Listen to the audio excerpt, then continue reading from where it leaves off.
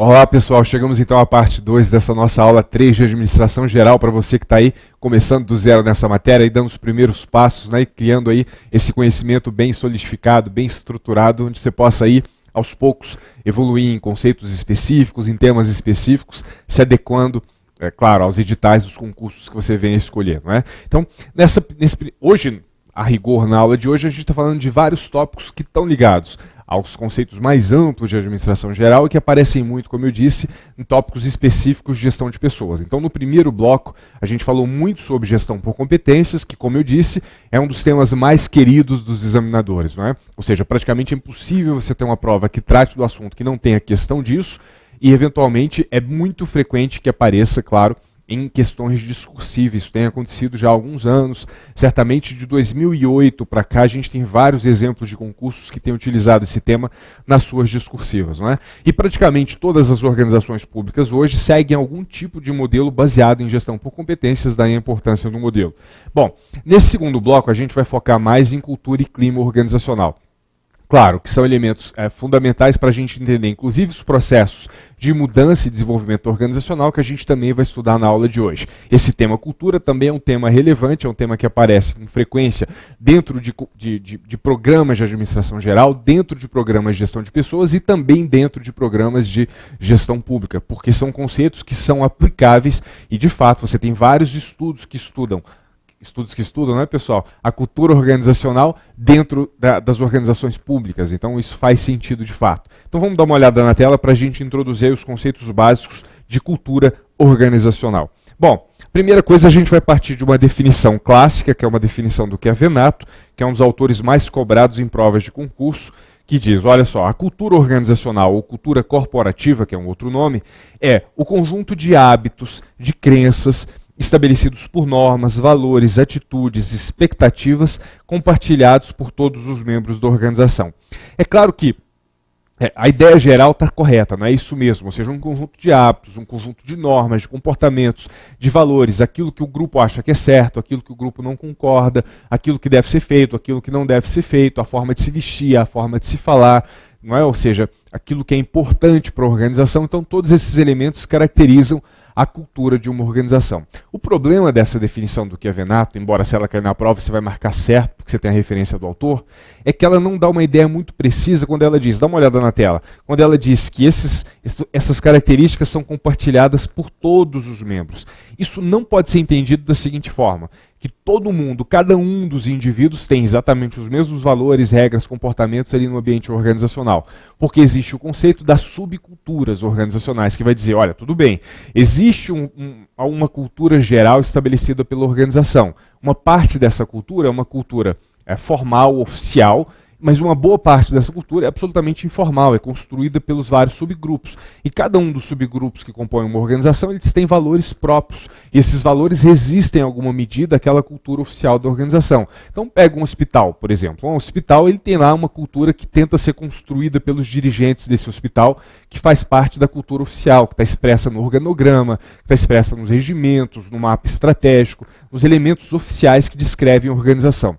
Agora, pega os vários subgrupos. Existe o subgrupo do pessoal que é enfermeiro, por exemplo. Existe o subgrupo dos cirurgiões ou pessoal administrativo. São subgrupos diferentes que têm regras de comportamento diferentes, forma de se portar, forma de se vestir, coisas com que você se preocupa, o que você valoriza, que símbolos você adota. Então, existem subculturas diferentes na organização. Então, a cultura organizacional é o resultado dessa interação entre várias subculturas que são informais, de uma cultura oficial geral. Então ele é esse resultado dinâmico e dá realmente um sentido de identidade coletiva. Então quando a gente lê essa definição do Chiavenato, a gente só não pode imaginar que todos os elementos da cultura são compartilhados por absolutamente todos os membros. Não é? Não, existe um processo dinâmico de interação entre várias subculturas, várias identidades sociais diferentes dentro da organização, e isso interage com uma cultura oficial e dá como resultado a cultura organizacional que vai evoluindo de uma forma lenta ao longo do tempo, ok? Volta para a tela, pessoal, para a gente continuar nesse conceito. E aí, quando a gente pensa que a organização pode ser entendida como um sistema, isso é uma coisa introduzida pela visão da teoria dos sistemas, a gente vai ter que pensar que existem pelo menos 2 subsistemas, ou seja, um subsistema técnico e um subsistema social. Traduzindo aqui de forma gráfica, imagino que a organização é esse sistema, que a gente está dizendo tudo bem, olha, esse sistema organizacional ele pode ser dividido em dois. Existe um subsistema técnico e existe um subsistema social. O subsistema técnico diz respeito aos equipamentos, aos processos, às instalações, às coisas físicas e materiais que compõem uma organização. E o subsistema social diz respeito às pessoas, os grupos e a interação que eles têm. Esse subsistema social, por sua vez, também pode ser subdividido em duas partes, uma parte formal e uma parte informal. É isso que está descrito aqui embaixo, ou seja, o subsistema social contém um elemento formal, que corresponde à cultura oficial da empresa, e um elemento informal, que é o conjunto de pessoas e suas respectivas subculturas. Alguns autores, isso também já foi objeto de questão de prova mais de uma vez, gostam de utilizar a figura de um iceberg para representar a cultura organizacional. E no iceberg a gente sabe que a menor parte é a parte visível. Então a gente vai dizer, olha, a parte formal é essa parte de cima, é a parte visível do iceberg. Mas na verdade a maior parte da cultura organizacional é a parte informal. São as várias subculturas da organização que estão submersas e a gente não consegue enxergar à primeira vista. Não é? Então é assim que a gente vai pensar nesses elementos que compõem a cultura de uma organização. Evoluindo, né? Então, que elementos a gente tem que compõem a cultura de uma organização? Então, por exemplo, prática de ritos coletivos. A gente vai ver mais para frente exemplos de ritos coletivos, os vários tipos de ritos, são 6 grandes tipos, mas ritos são coisas, procedimentos, ou realmente rituais, ou celebrações que a organização segue e vale para todo mundo. Então, por exemplo, confraternização de final de ano é um rito coletivo. Então, ou seja, existe ali aquela celebração, existe aquele momento que é um procedimento da organização que tem algum propósito e que integra a cultura da organização, ok? Volta para a tela. Perpetuação de mitos e histórias. Então é bem comum numa organização você ter lendas, não é, mitos sobre os fundadores daquela organização, ou sobre pessoas, histórias narrativas sobre pessoas que passaram por aquela organização e marcaram ela ao longo do tempo. Então essas pessoas que marcam a cultura da organização e que simbolizam a cultura em algum momento são chamados de heróis. E existem associados a esses heróis várias narrativas, várias histórias, vários mitos. Isso compõe a cultura da organização. Volta para a tela. Existências de assuntos proibidos, né, os chamados tabus, aquelas coisas sobre as quais você simplesmente não conversa. As normas de comportamento, e lembra disso, né, pessoal? Normas de comportamento tanto incluem normas formalmente estabelecidas pela direção, pelos dirigentes da organização, que estão lá nos regulamentos, nos regimentos, mas também existem várias e várias normas informais. Então, por exemplo, olha, como as pessoas se vestem, isso é uma norma formal ou uma norma informal? Depende do lugar. Às vezes isso é formalizado, às vezes não. Mesmo nos lugares que existe alguma formalização, existem algumas regras, existe um espaço de liberdade. E aí sempre vai haver, então, a existência de normas informais para definir o comportamento das pessoas, a forma de se vestir das pessoas, a forma de se comportar, a forma de se expressar. Então, as formas sobre as quais vai se dar o relacionamento entre os indivíduos. Então, essas são normas de comportamento, sejam elas formais ou informais, e isso integra a cultura da organização. Volta para a tela. Valores emergentes no grupo, ou seja, o que o grupo de trabalho, seja os grupos formais ou os grupos informais de novo, passa a valorizar, o que passa a ser importante para o grupo. Quais são as formas de linguagem utilizadas, quais são os atos simbólicos, por exemplo, as recompensas, os reconhecimentos, ou formas diversas de expressão que existam dentro dessa organização, e em conjunto esses elementos compõem a cultura da organização. E como eu disse, esses elementos podem ter uma origem formal, ou muito provavelmente ter uma origem também informal dentro da organização, ok? Agora, quando a gente faz essa descrição, a gente está tentando explicar o que é a cultura organizacional e quais são os elementos que compõem a cultura organizacional. O que a gente precisa pensar agora é, bom, tudo bem, se cultura é isso, e é o conjunto desses elementos, como comportamentos, valores, normas, uma identidade coletiva, padrões de comunicação, padrões de se vestir, símbolos, heróis, narrativas, rituais. Bom, tudo isso é cultura organizacional, mas por que isso se formou ao longo do tempo? Ou seja, por que esses elementos se formaram, se cristalizaram ao longo do tempo? E aí existe uma definição, uma explicação utilizada pelo Schein que diz o seguinte, olha, aos poucos, ao longo do tempo, em um processo bastante lento que vai acontecendo ao longo dos anos, Os grupos na organização vão experimentando certas coisas, vão experimentando certas normas, vão experimentando, testando na prática a adoção de certos valores, de certos comportamentos, de certos hábitos. Algumas dessas estratégias funcionam, outras não funcionam. Aquilo que funciona, o grupo tende a repetir, tende a adotar, tende a incorporar e tende a reproduzir, a ensinar para as outras pessoas na organização.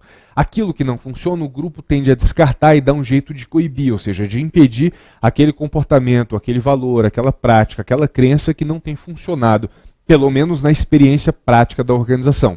Então, a partir de um processo de tentativa e erro, a organização vai cristalizando certos elementos da cultura organizacional e rejeitando outros. Isso vai formando a identidade coletiva, a cultura de uma organização ao longo do tempo. Então é um processo lento e é por isso mesmo que isso vai cristalizando esses valores, vai cristalizando algumas crenças, várias delas de maneira inconsciente, e isso vai levando à formação de uma estrutura da própria cultura organizacional. Então volta para a tela para a gente ver essa conceituação do Schein. Dá uma lida no que está na tela. Então olha só, para solucionar os seus problemas e assegurar sua adaptação ao ambiente e o equilíbrio interno, o grupo organizacional define padrões de comportamento que funcionam e padrões que não funcionam, por meio da tentativa e erro, ou seja, por meio de um processo heurístico de tentativa e erro em que o grupo seleciona e mantém certas formas de comportamento, valores e regras, definindo premissas básicas que caracterizam os padrões culturais. Ou seja, por meio da experiência, da prática cotidiana, o grupo vai adotar certos comportamentos, certos valores e certas regras que vão caracterizar os padrões culturais de uma determinada organização.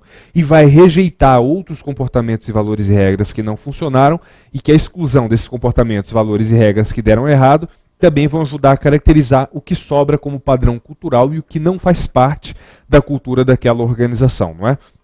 Então essa é a ideia da formação ao longo do tempo. E é claro, pessoal, que o grupo trabalha para que aquilo se consolide e se mantenha.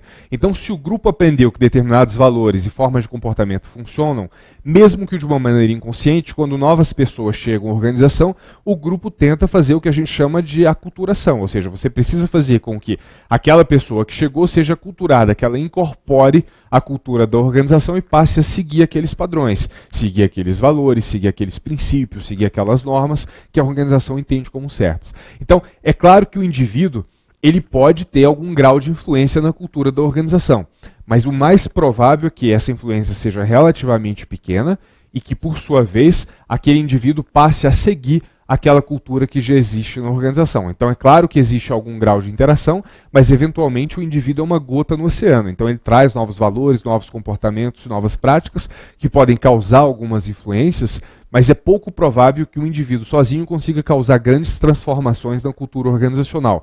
O mais provável é que o indivíduo seja absorvido pela cultura organizacional de tal forma que ele passe a integrar aquela identidade coletiva, passe a se comportar de acordo com aqueles valores, de acordo com aquelas normas, de acordo com aquelas crenças, de acordo com aqueles padrões de comportamento, etc, etc. Ou seja, os elementos que compõem. Ele adota os símbolos, adota os heróis, adota as histórias, e daqui a pouco ele é mais um elemento que está ajudando a reproduzir tudo isso, ensinando outras pessoas esses valores culturais que fazem parte do padrão cultural daquela organização, ok? Bom, volta para a tela para a gente ver uma conceituação importante ainda do Schein, onde ele vai colocar 3 níveis de elementos que compõem a cultura organizacional. Então ele vai dizer o seguinte, olha, tudo bem, a organização cristaliza esses elementos ao longo do tempo, mas esses elementos podem ser divididos em 3 grandes níveis, que são, primeiro, o nível dos artefatos, depois o nível dos valores compartilhados e depois o nível dos pressupostos básicos. Não é? Quando a gente está falando dos artefatos, a gente está falando daquilo que é simbólico, daquilo que é absolutamente visível. Né? Então, por exemplo, as pessoas usam uniforme na minha organização. Isso é um artefato. Existe um herói. O herói simboliza elementos da cultura organizacional, simboliza valores, mas o herói em si não é um valor. Ele é um símbolo e, portanto, ele é um artefato. A identidade é visual, o padrão de comportamento expresso, visível, tudo isso é artefato. Os valores compartilhados já dizem respeito às crenças que as pessoas têm, ou seja, elas entendem que aquilo é importante e deve ser repetido. Então, pegando esse exemplo que eu dei do uniforme, usar ou não usar uniforme, isso é um artefato. O uniforme é um artefato, ele é algo visível.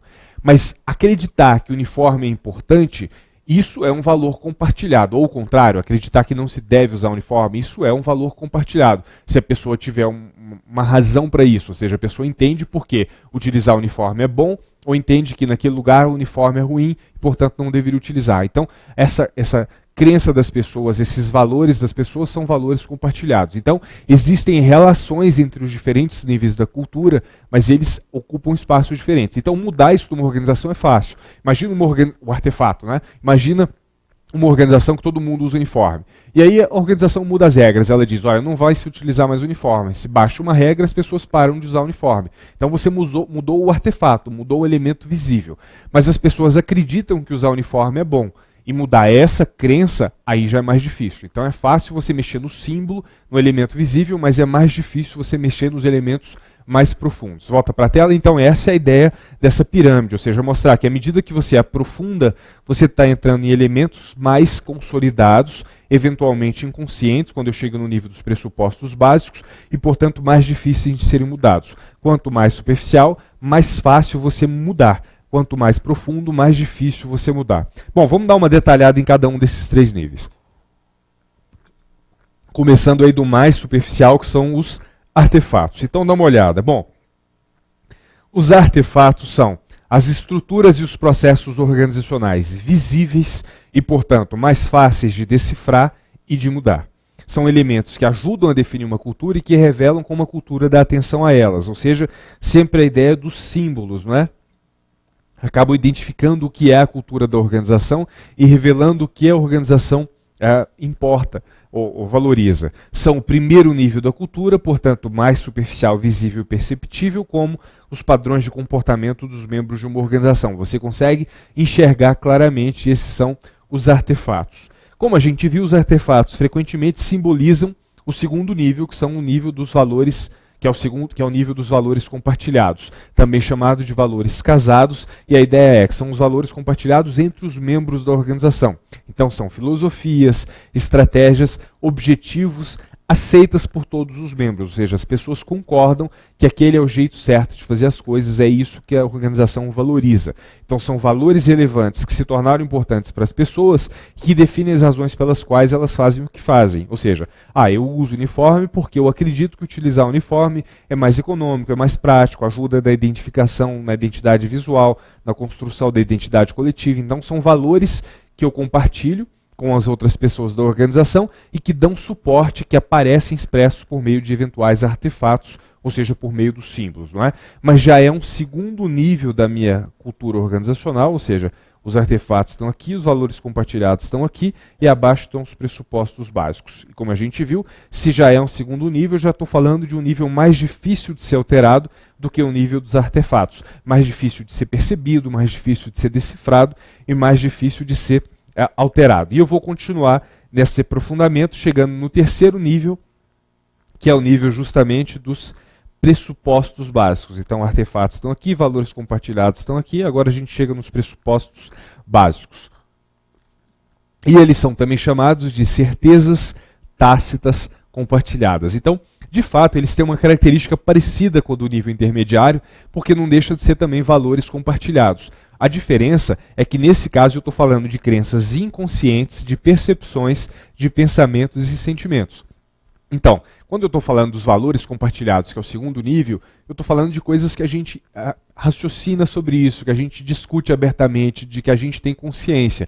Então são valores que a gente adota porque a gente acredita que são valores que vão levar a gente aos melhores resultados. Nesse terceiro nível, eu estou falando de pressupostos inconscientes, de crenças inconscientes que acabam fundamentando, claro, os nossos valores compartilhados e que aparecem nos nossos símbolos, mas a gente não tem muita clareza sobre eles, ou seja, a gente não tem consciência desses fenômenos. Volta para a tela, constituem, claro, o nível mais profundo e oculto da cultura organizacional, que acaba prescrevendo a maneira certa de fazer as coisas na organização por meio de padrões não explicitados, ou seja, é uma regra que não está dita, que não está escrita, da qual a pessoa não tem consciência, mas acaba orientando como as pessoas tomam decisão, o que as pessoas valorizam e o que as pessoas adotam como símbolo. Não é? É claro que como é o nível mais profundo e do nível do qual a gente não tem nem exatamente consciência, é mais difícil de você perceber, é mais difícil de você entender, interpretar e é mais difícil ainda de você alterar. ou seja, são as bases de todo o comportamento organizacional.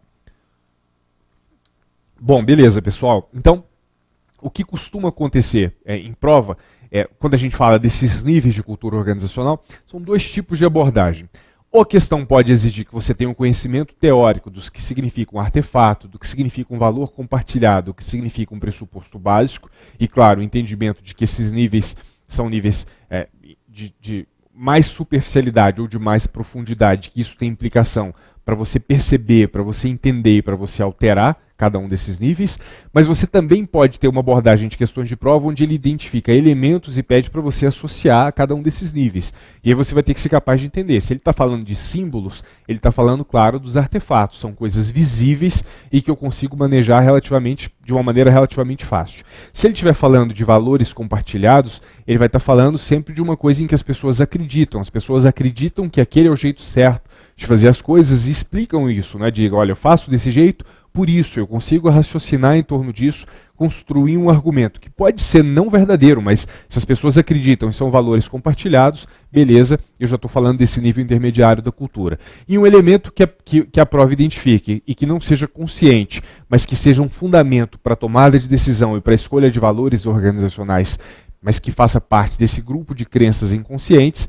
Então eu estou falando dos pressupostos básicos, o nível mais profundo, o nível mais oculto da cultura organizacional. Então a banca pode dar um exemplo e pedir para você identificar. Como eu disse para vocês, imagina assim um herói. Bom, um herói identifica, um herói é visível, é fácil de decifrar. Eu estou falando de um símbolo, então eu estou falando de um artefato. Não é? Então você tem que ser capaz de associar isso, ou seja, vários elementos práticos a esses níveis da cultura organizacional. Isso cai em prova com certa frequência. Bom, agora a gente vai falar de outra, dentro ainda de cultura organizacional, como a gente viu, um dos elementos são os ritos.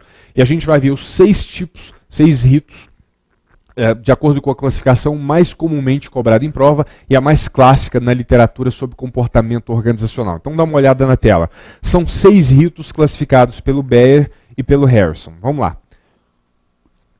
O primeiro dos ritos são os ritos de passagem. Então vamos lá, primeiro grupo. Os ritos de passagem estão associados à transição de indivíduos para novos papéis na organização.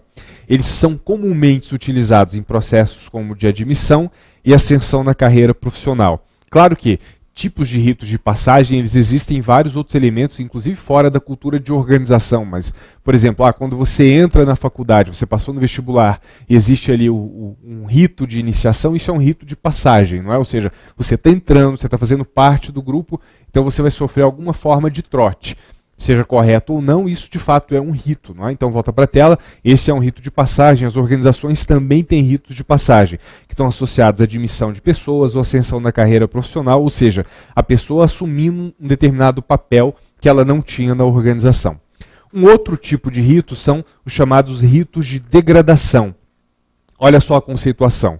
São ritos que servem para dissolver identidades sociais de poder associado a essas identidades, geralmente em casos como de demissões, afastamento de autodirigentes e sinalização de falhas e incompetências. Ou seja, a organização quer marcar que aquele indivíduo que teve um comportamento inadequado do ponto de vista da organização, um comportamento que ela não quer ver repetido, ela utiliza algum rito de degradação para expor para toda a organização que aquilo não é tolerado, que aquilo não é aceito, que aquilo vai ser punido, que aquilo vai ser sancionado, que aquilo não deve ser repetido. Então os ritos de degradação servem para você marcar isso. Quais são as pessoas, quais são as identidades que existem ali dentro, que tiveram um comportamento inadequado e associar a ele esses valores que você não quer ver repetido para ensinar para a organização que aquilo não é desejado. Volta para a tela, esses são os ritos de degradação.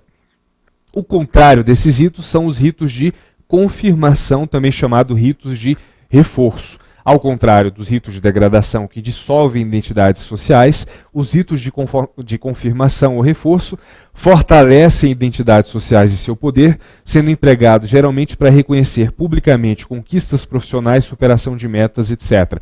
Então pode ser, por exemplo, um evento onde você vai celebrar as pessoas que bateram todas as metas naquele semestre, para você valorizar aquilo, para você mostrar para as pessoas que na sua organização que aquilo vai ser valorizado, que aquilo deve ser repetido, que aquilo deve ser incentivado. Então, você reforça aquela identidade social e quais são os valores associados àquela identidade social. Então, esses são os ritos de confirmação ou de reforço. Volta para a tela. São uma forma da organização. Esses dois casos, né? Da organização dizer o que ela não quer e dizer o que ela quer que seja repetido. Virando a tela, pessoal, mais 3 tipos de ritos para completar os 6, não é?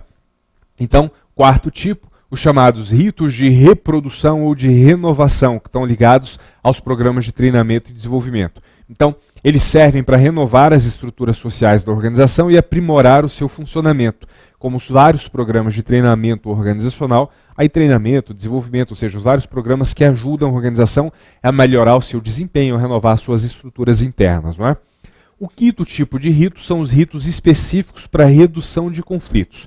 Então, frequentemente existem conflitos e aí você tem alguns procedimentos para serem utilizados, alguns ritos para serem utilizados para minimizar esses conflitos e as agressões de forma a restabelecer o equilíbrio das relações internas. Ou seja, existem várias formas de você lidar, de fazer gestão de conflitos, isso não é objeto exatamente desse nosso curso, mas a ideia é que dentro da cultura organização ela prescreve algumas formas de você lidar com eventuais conflitos que apareçam. Esses são os ritos para redução de conflitos. E por último, pessoal, o sexto tipo, que são os ritos de integração, que vão tratar da coesão interna, ou seja, são ritos que fortalecem os sentimentos comuns que agregam os indivíduos e os mantêm um sistema social coeso e harmônico. Eles ocorrem usualmente, por exemplo, com festas de confraternização da organização ou em datas comemorativas. Então, comemoração do aniversário da organização, comemoração de Natal, comemoração do Dia das Mães, não importa. Ou seja, são feitos para aumentar a coesão interna e a harmonia entre os indivíduos. Volta para a tela, pessoal, para a gente introduzir um conceito final, que é falar sobre a força da identidade social numa organização, não é? Ou seja, é importante a gente entender que as organizações são sempre complexas, ou seja, são formadas pela interação de grupos que possuem subculturas próprias. Isso significa que pessoas que ocupam posições semelhantes em organizações similares, executando as mesmas tarefas e tendo as mesmas experiências, tendem a desenvolver valores e padrões de comportamento semelhantes. Então imagina 2 hospitais. Aqui está o hospital A e o hospital B. Agora, imagina que dentro desses 2 hospitais existe lá o grupo, vou pegar 2 grupos, o grupo de cirurgiões e o grupo de enfermeiros. Neste hospital B, grupos de cirurgiões e grupos de enfermeiros. Esses cirurgiões aqui do hospital A e os cirurgiões do hospital B, eles têm uma formação semelhante, enfrentam problemas semelhantes, têm relações organizacionais internas semelhantes. Então, mesmo estando em organizações diferentes, mas que são similares em alguma medida, claro, não são a mesma organização, são 2 hospitais diferentes, mas são similares, têm o mesmo porte, o mesmo tipo de trabalho, o mesmo tipo de função, o mesmo tipo de pessoas que são atendidas. Vai acontecer muito provavelmente desses indivíduos cirurgiões do hospital A teriam padrões culturais muito semelhantes aos padrões do grupo do hospital B. E esse mesmo raciocínio vai valer para os enfermeiros, vai valer para o pessoal administrativo, para o pessoal de emergência, etc, etc. Porque existe uma identidade social associada a esses subgrupos. Então, mesmo havendo uma identidade organizacional, que pode ser mais ou menos forte, a gente sabe que vai haver subculturas na organização. E por isso a gente vai dizer isso que está no primeiro parágrafo aqui. Ou seja, as organizações são complexas e a cultura da organização ela é formada pela interação de grupos que possuem subculturas próprias. Outro ponto importante é que esses grupos vão estabelecer relações de poder dentro da organização. Os grupos que detêm o poder formal, eles tentam determinar os padrões e valores oficiais e acabam estipulando formas de controle para assegurar a obediência, ou seja, para assegurar a adoção dessa nova cultura organizacional. Por outro lado, esses subgrupos que a gente viu, que têm uma identidade social própria, eles têm algum grau de impermeabilidade à cultura oficial e a possibilidade de influenciar os fatos. Então a organização vai evoluir ao longo desse confronto político, ou seja, dentro de uma determinada organização existe um grupo que detém o poder, que determina qual é a cultura oficial. Mas os vários subgrupos que tem aqui determinam as várias culturas informais que existem dentro da organização. Então, o resultado da cultura de uma organização é a interação dessa cultura oficial com as várias formas de cultura informal que existem associadas aos diferentes subgrupos. Então, por isso a gente diz que definir a cultura de uma organização e mudar a cultura de uma organização é extremamente difícil, porque não basta eu definir formalmente quais são os valores, quais são as regras, como os diferentes subgrupos, eles têm valores próprios, padrões próprios de comportamento, crenças próprias que vão estar em alguma medida consolidadas e vão resistir em alguma medida às medidas de cultura oficial, vai haver sempre uma dificuldade em mudar a cultura de uma organização. Então, é possível mudar a cultura de uma organização? É possível, mas normalmente isso é um processo de longo prazo que exige muito recurso, muita constância de propósito e raramente, se não nunca, eu vou conseguir fazer com que a cultura que eu quero implantar na organização seja plenamente implantada, porque normalmente vai haver algum grau de resistência das culturas informais, isso vai fazer com que haja um processo dinâmico, que esse processo dinâmico é que vai definir a minha cultura organizacional, ok? Bom, pessoal, vamos fazer um intervalo agora. A gente volta daqui a pouco falando de clima, falando de mudança organizacional no nosso bloco 3.